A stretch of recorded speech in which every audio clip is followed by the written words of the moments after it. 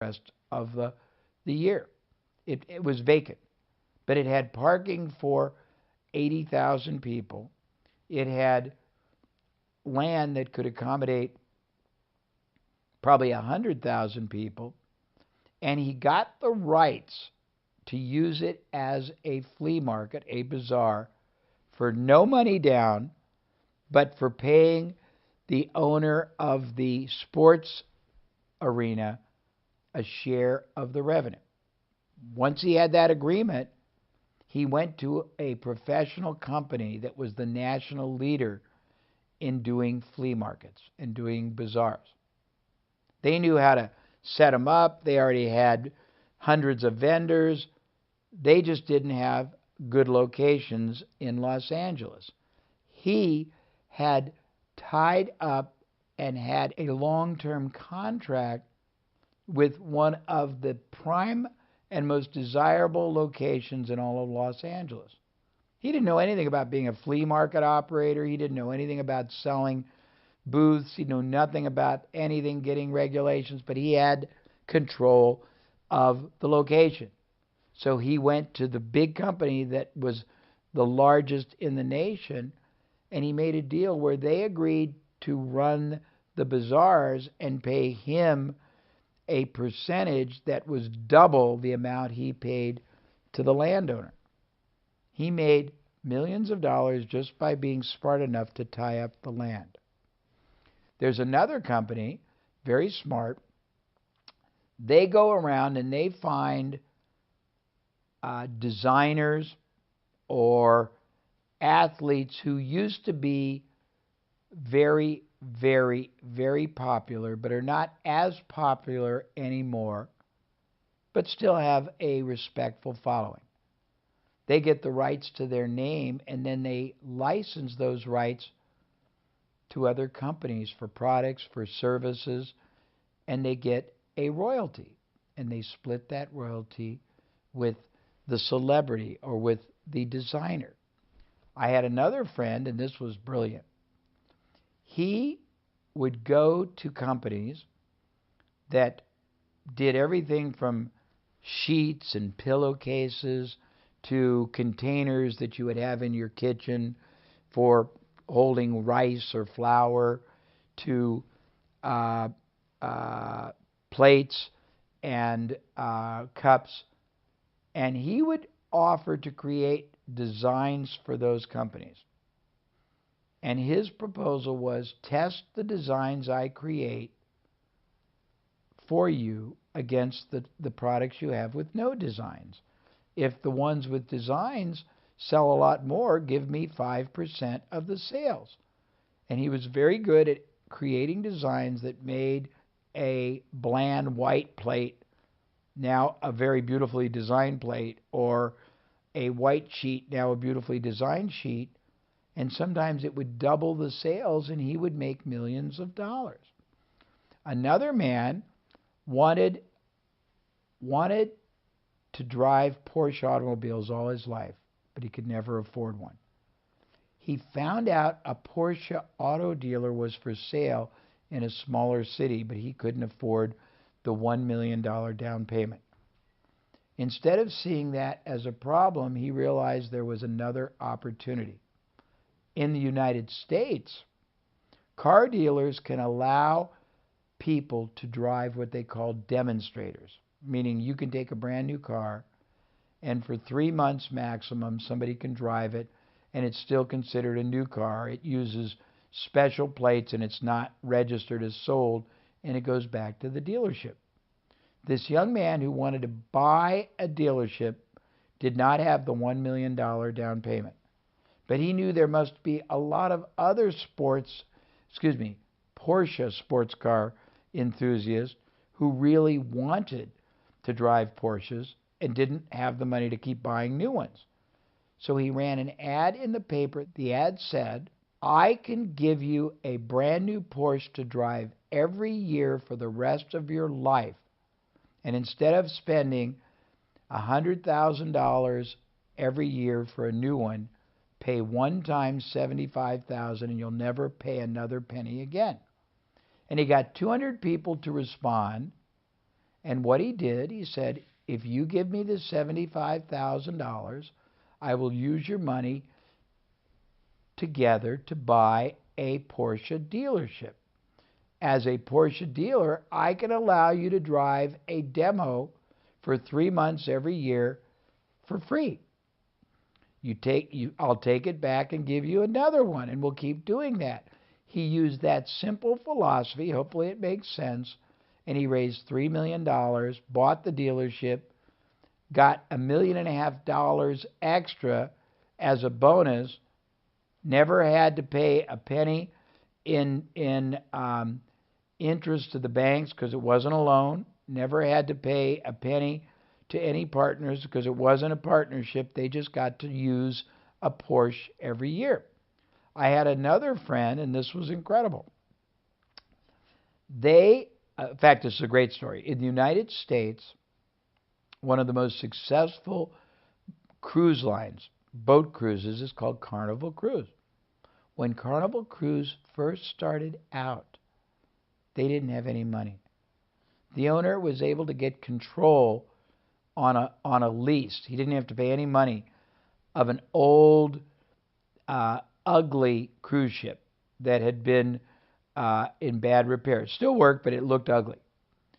The owner didn't have a lot of money. He could only afford to paint one side of the cruise ship, which meant whenever he came in to a port, he had to come in on the pretty side because the other side was ugly and rusted. It had 400 rooms, but he rarely sold more than 100, meaning he had 300 rooms that were unsold every time he went out on a cruise. His rate at the time was $1,000 a cruise for a room. That meant every time he went out every week on a cruise, 300 rooms worth $1,000 apiece were unused. That also meant that he had $300,000 a week in potential buying power he was not using. He got the idea of trading, of exchanging the unused 300 rooms every week to magazines and newspapers and television stations and websites for advertising. He would get the equivalent. If 10 rooms would sell for $10,000, he would trade it for $10,000 worth of advertising. He ended up getting tens of millions of dollars of advertising free in his first year. He was able to fill the boat with paying clients. He was able to buy new boats, and from that strategy, he built a multi-billion-dollar company. A multi-billion-dollar company. I have helped people buy their employer without putting up a dime. I have helped people buy 2 or 3 small businesses in the same field and then put them together where you get economies of scale, meaning each business had a bookkeeper, or each business that was a dry cleaner had a presser and a delivery. But if you put 3 together, you only need 1, and you can eliminate 3 or 4 of the jobs and end up literally with a whole bigger amount of profit. I have helped people get the rights, like in the United States years ago, I helped a person get the rights to infomercials before they were ever offered in Australia. The people in the United States spent millions of dollars creating infomercials. They spent millions of dollars developing products and producing them, but they only ran the infomercials in the United States. My client went to those people. I guided them. They would get the rights to use their $1 million investment in an infomercial. They'd get the right to buy the product from the client who already had paid for them, had paid all the manufacturing, who owned them, so my client could buy them one at a time for a great price. My client made $25 million in the first year. Now, the stories I'm going to tell, the examples I'm going to give, the different pathways I'm going to share in the new models and modules we're going to go through. We'll teach you not just ways to make a lot of money, but ways to start out and build in a very safe, progressive way. The example I give, if you know anything about ships, you'll know what locks are. Panama Canal, the Suez Canal, they have locks. And that means that what ships trying to come from one ocean to another, it can't just go like that. It has to go through a series of steps to get there. We will work out together over the next few months the best strategy for you to begin with to become a successful entrepreneur, a long-term goal of where you can take your entrepreneurial career, meaning you might start slow. One of the biggest, wealthiest landowners, real estate barons in the United States, started out owning a little restaurant. A man who died just yesterday was the largest and the biggest conglomerate owner in the media. He owned NBC, he owned cable companies, and he started out with a teeny tiny manufacturing company that made men's pants. So the point is, I will not allow you ever again to limit your sense of what is possible over your lifetime as an entrepreneur. I will also teach you how to think very strategically, meaning long term, but I will teach you how to think very progressively, meaning many people think there's no way I can be a millionaire, there's no way I can have a big successful business, so they give up. There are absolutely safe, absolutely success-proven ways to start with one strategy or one business or one activity and either multiply it or use it to grow and gain lots of other ones. You will learn how to accurately and effectively determine what I call the optimal, the best, the maximum profit destiny path for you, which means each person is unique and different. You will see that you have all these options, and we will evaluate together the benefits, the advantages, the disadvantages, the ease or the complexities, so that together we will build you your own unique entrepreneurial business success plan. The plan will not be abstract. By the time you complete this program, you'll know exactly what you're going to do first, second, third, how you're going to do it, where you're going to do it, exactly the steps you're going to use to do it, and if you have any difficulties, how to overcome them. And then you will also build a long-term life strategy that shows you how to take whatever successes you start with and not be satisfied there, but keep taking them higher and higher and higher. And we will use as examples real-life people that I have known. I'm going to teach you how to become a masterful marketer, because marketing is the key to really getting people to want to do business with you and not your competitor, getting people to see the value you create. We will teach you how to be a masterful strategist, which means you'll be able to see how to take fullest advantage of opportunities in markets, of gaps, in ways none of the other people do it.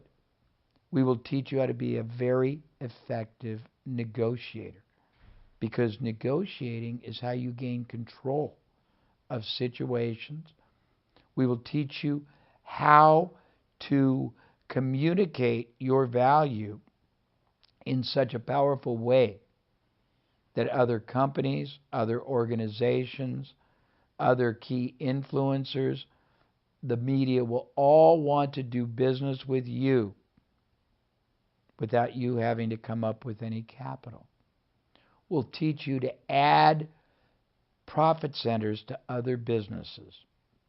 We will teach you how to find the exact business today that will get you started and get you financially stable.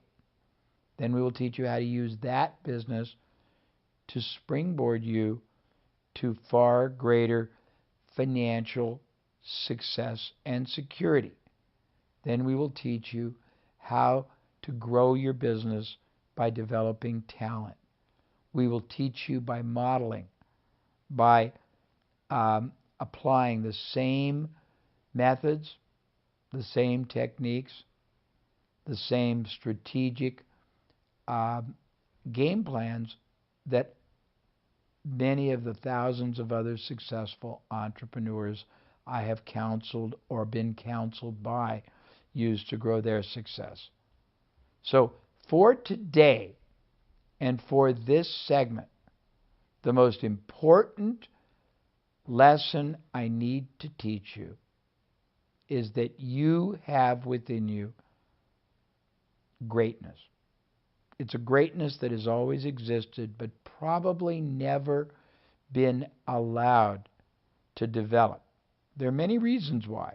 The first reason is probably that no one in your life, be it parents, employer, professors at school, teachers, ministers, or priests, no one ever knew how to show you what greatness should look like. And by that I mean there's two ways greatness should be seen. One is how differently you think in your mind, how differently you conduct yourself to others, how differently you look at situations. The other is how more powerfully you communicate and you connect in all of your activities or dealings. By the way, you have the ability immediately to achieve greatness in many elements of your life. First, you can start building your greatness and multiplying it as an entrepreneur. But perhaps before that, you want to develop your greatness as a human being so you can have greater character, greater passion, greater compassion, greater appreciation of others and of yourself. You might want to grow your greatness as a husband, wife if you're married, fiance if you're engaged, boyfriend, girlfriend if you've got a boyfriend or girlfriend, or just friend. You have to grow your greatness as a value contributor because that is going to define your ultimate success by seeing life in a different way than anyone else.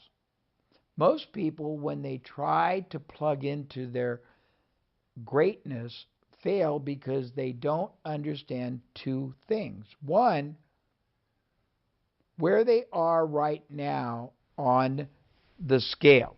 If this is greatness as an entrepreneur and you're here, you can't be depressed. You have to be excited because you have all this more growth to achieve, and with each level of growth, you have an exponential level of reward and success.